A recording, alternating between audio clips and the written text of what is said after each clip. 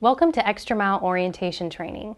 Today we will be talking about tracking your spending, one of the first steps in developing a spending plan. Financial success depends on knowing where you are now, where you want to be, and having a specific plan for getting there. Developing a spending plan takes a few steps.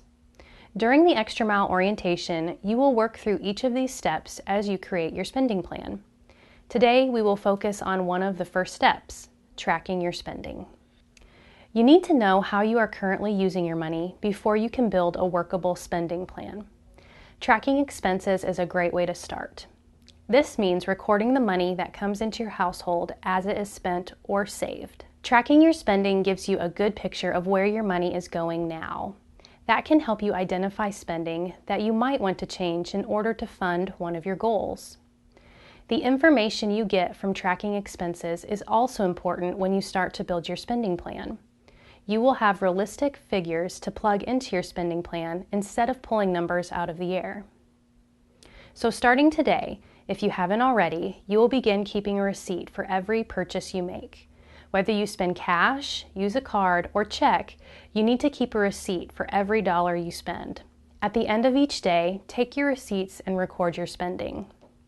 So no method of tracking expenses is perfect, but you do have a few options to choose from in how you track your expenses. One option many people choose is to use a pre-printed form. We've provided two options. First, the monthly spending record is intended to let you record 1 month's spending. This form provides suggested spending categories. You can change these categories to better fit your situation if you need to. Fill in the day of the month once you made the purchase. Use one line for one purchase. At the bottom of the front page, you can subtotal your expenses for each category. You can continue recording expenses on the back page of the form. When the month is over, you can record total amounts you spent in all categories. This form has limitations as it doesn't allow you to write how you spent the money, with a cash, card, or check, or where you spent the money. However, if you have fairly simple spending, this form could work well for you. The second option, the expense tracking form, is available on a printed form or in an Excel format. This form allows you to keep a running subtotal of all the money you have spent.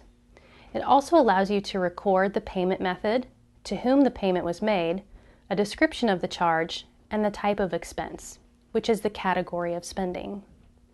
Star or highlight charges that are not processed automatically, such as a check, so that you remind yourself the money is spent but hasn't been taken out of your bank account yet. So the downside of this form is that it doesn't have columns for each spending category, which can make totaling each category easy. However, it is an organized, clear way of keeping track of all the spending you have during a certain period of time. When recording your expenses, be a little hesitant to categorize an expense as miscellaneous. Miscellaneous is a catch-all category, and after you have gone to the trouble of recording your spending, you're left not really knowing whether the spending on miscellaneous was necessary or whether that spending might be redirected in the future. Another option to record income and expenses is a small notebook that you carry with you. You can track every purchase in your notebook as you spend it. And also, some individuals might prefer to keep track of their spending using a software program such as Excel or Quicken.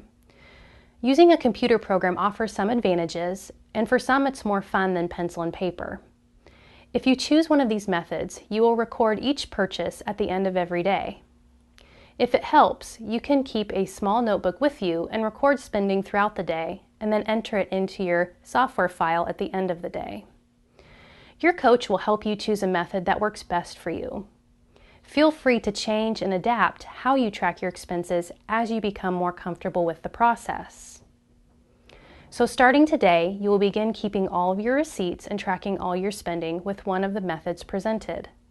If you have an idea for a different way to track your spending, talk to your coach to see if it will work.